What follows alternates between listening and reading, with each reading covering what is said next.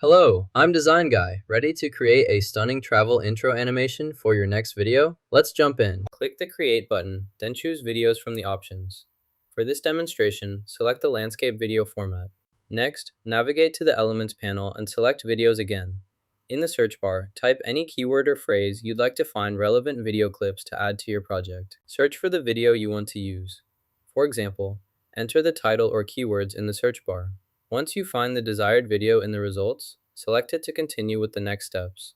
Next, let's add elements to the project. Click the Add Text button to insert a text box. Type in your desired heading, such as example heading. To add another text element, simply click Add Text again. If you want to quickly reuse the same text style or content, select the existing text box and use the Duplicate option. Move the duplicated text to your preferred location and update the content as needed. You can continue adding more text elements by repeating these steps. This method allows you to efficiently create and organize multiple text sections within your project. To add a description, click on the text box and type in your thoughts, such as, "This place is beautiful." If you want to include more details, use the duplicate button to create a copy of your existing text box. Then, click on the new text box and add your next detail. Repeat this process as many times as needed to capture all the information you want to share about the location.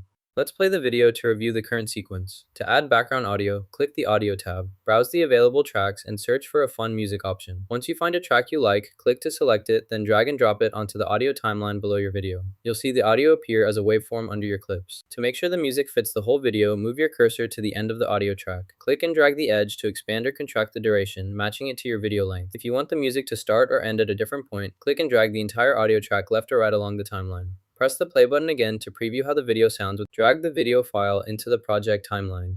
To play the entire video, simply click the play button and watch your video from start to finish. To add animation to your text, first click and select the text element you want to animate. Once it's selected, look for the Animate option in the toolbar and click on it.